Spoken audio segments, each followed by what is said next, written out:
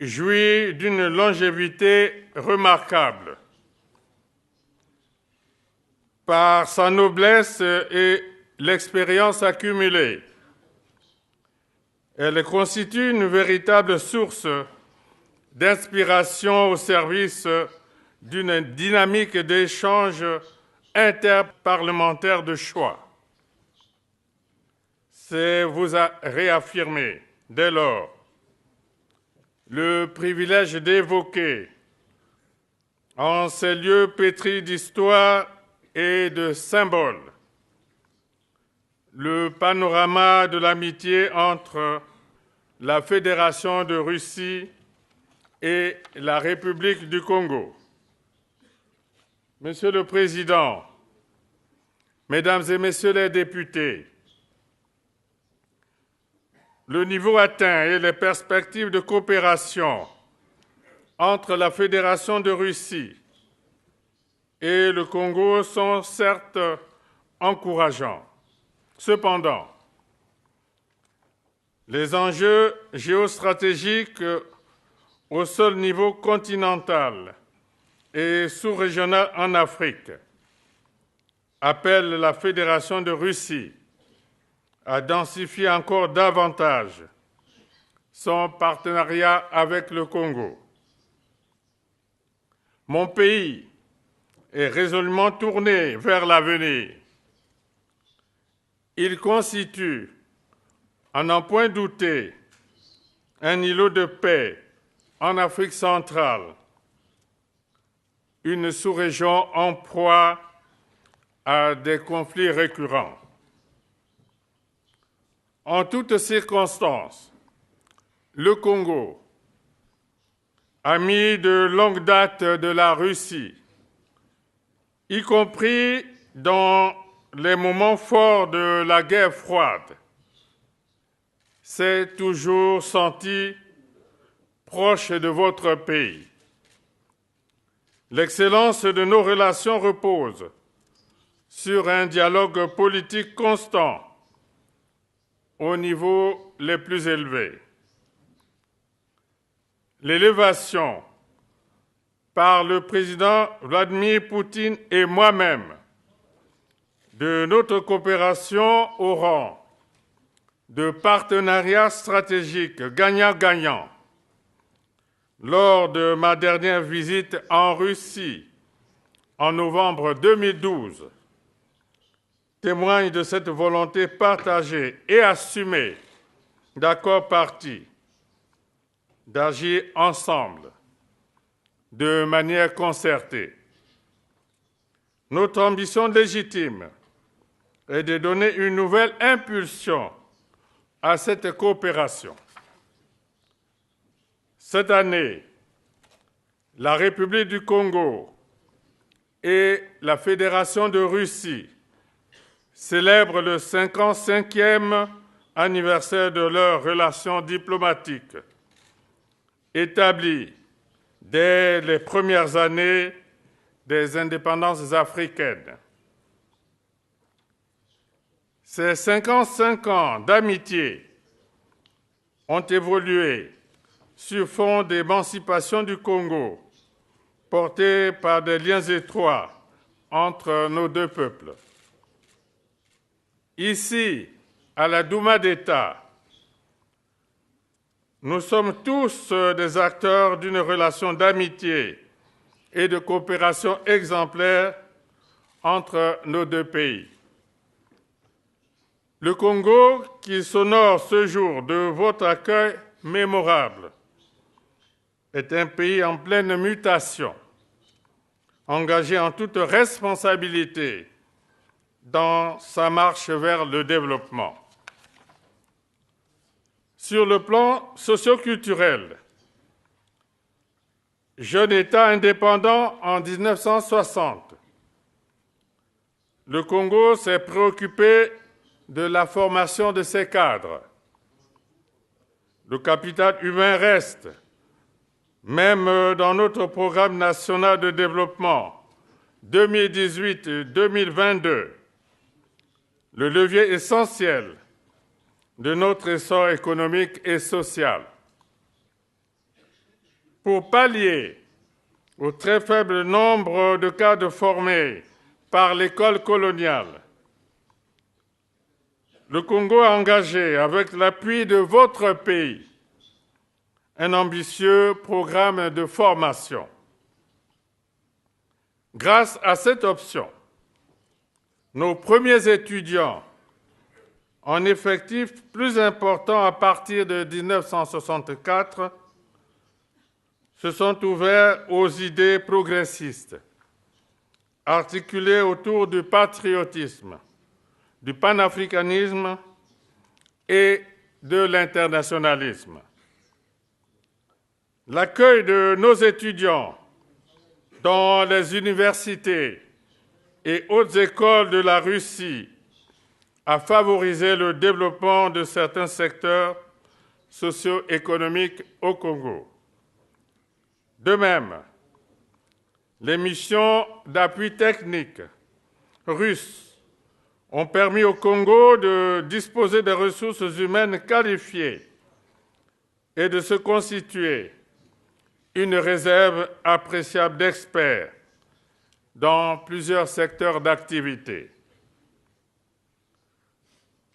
Nous nous en félicitons d'autant plus que, du fait du séjour prolongé, le mixage des familles russes et congolaises s'est accru par l'entremise de multiples unions et mariages. Ainsi, dans les veines de plusieurs citoyens congolais, issus de ce métissage heureux, circule donc du sang russe. Beaucoup parmi eux parlent la langue russe et évoluent dans les hauteurs des structures étatiques. C'est le cas de certains membres de la délégation qui m'accompagnent dans cette visite. La langue russe affiche un intérêt croissant pour la jeunesse de notre pays. Les Olympiades nationales de la langue russe au Congo connaissent un engouement particulier. Cette année, 80 jeunes Congolais figurent parmi les candidats présélectionnés. Pour sa part, l'environnement économique congolais présente de nombreuses potentialités qui structurent le socle du processus d'industrialisation amorcé. Le Congo regorge de vastes étendues de forêts équatoriales sur 22 500 000 hectares couvrant 65% du territoire national. La disponibilité foncière est effective, avec 10 millions d'hectares de terres arables. Le sous-sol est particulièrement riche en pétrole, gaz, potasse, fer, phosphate et en polymétaux.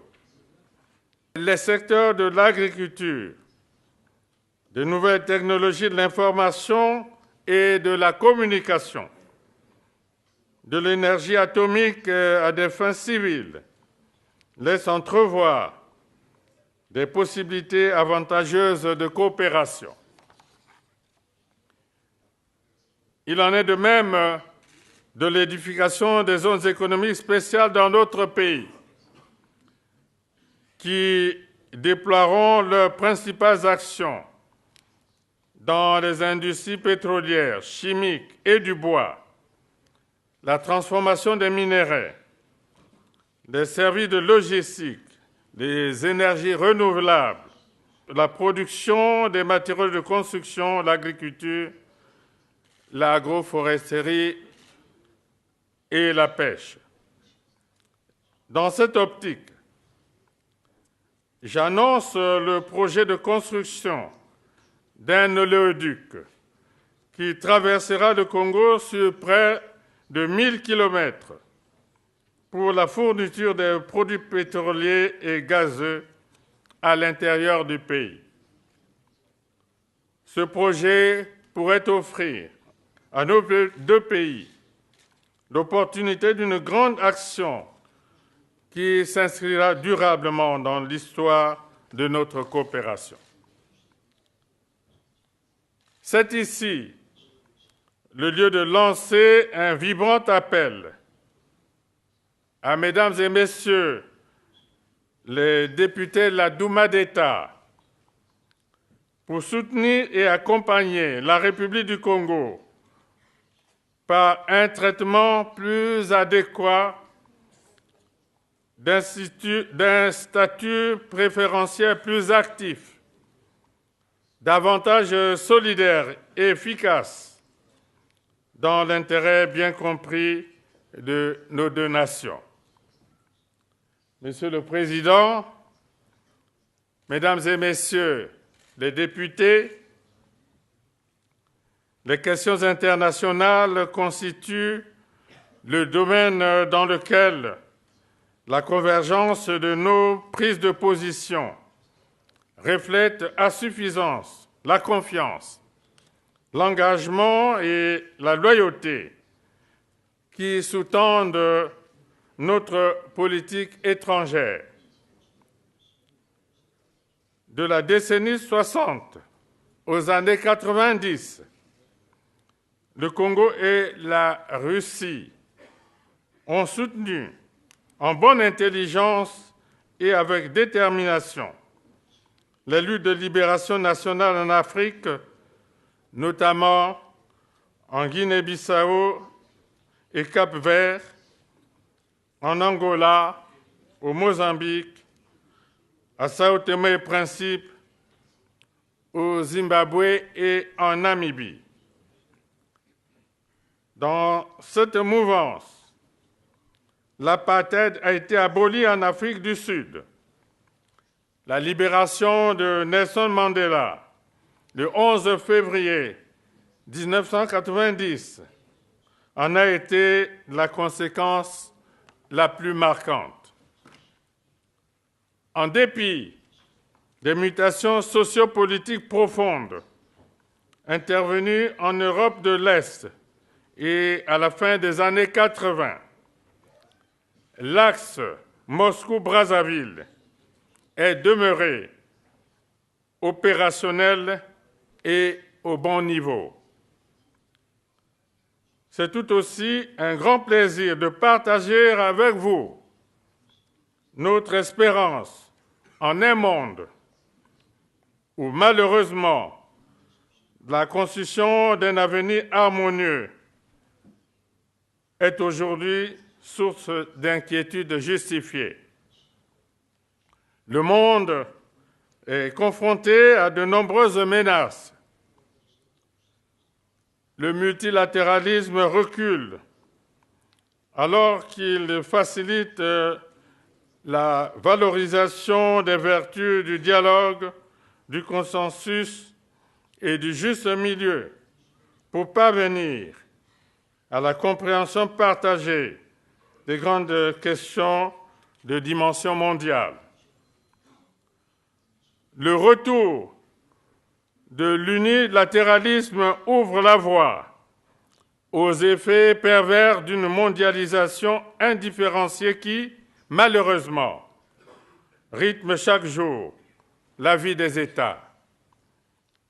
Sur ce terreau émergent et s'accentuent depuis quelque temps des phénomènes graves et dangereux tels que l'extrémisme, le populisme, le fondamentalisme religieux et le terrorisme. Aucun continent n'est épargné par ces fléaux à combattre sans merci. À son tour, l'urgence climatique défie le monde. À ce titre, la République du Congo œuvre inlassablement pour une préservation plus efficace de l'écosystème du bassin du Congo, deuxième poumon vert du monde après l'Amazonie. La découverte récente de la tourbière tropicale la plus grande du monde, avec des réserves considérables de carbone sur une étendue humide et marécageuse de 145 000 km², impose un cadre de dialogue incontournable à la communauté internationale. C'est ici le lieu d'appeler la Fédération de Russie à appuyer notre pays dans la protection de cet écosystème fragile, à l'effet de soutenir la mise en œuvre opérationnelle de la Commission climat du bassin du Congo et du Fonds bleu pour le bassin du Congo. Ces deux instruments ont été mis en place par les pays d'Afrique centrale pour le bien de l'humanité entière. Dans le registre de la paix et de la sécurité, le Congo est régulièrement sollicité dans le règlement des crises en Afrique. De ce fait, notre pays assure la présidence du comité de haut niveau de l'Union africaine sur la Libye. Le Congo exerce aussi un double mandat à la tête de la conférence internationale sur la région des Grands Lacs et du comité de haut niveau sur l'accord cadre pour la paix, la sécurité et la coopération en République démocratique du Congo et la région. Notre volonté inébranlable au profit d'un monde apaisé, juste et prospère est le vecteur principal de notre disponibilité au bénéfice de l'Afrique et du reste du monde. Monsieur le Président, Mesdames et Messieurs les députés, aujourd'hui, la Russie demeure un acteur majeur, profondément ancré et très actif dans la régulation du concert des nations.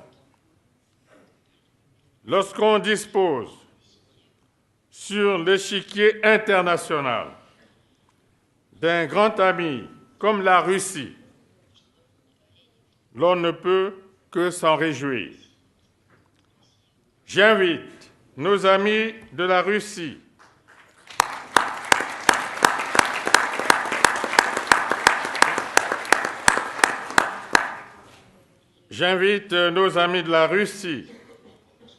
au renforcement de notre partenariat stratégique gagnant-gagnant et accompagner le Congo dans la relance et la diversification de son économie au nom de l'intérêt bien compris de nos deux pays. Vive l'amitié, la solidarité et la coopération entre le Congo et la Russie. Je vous remercie.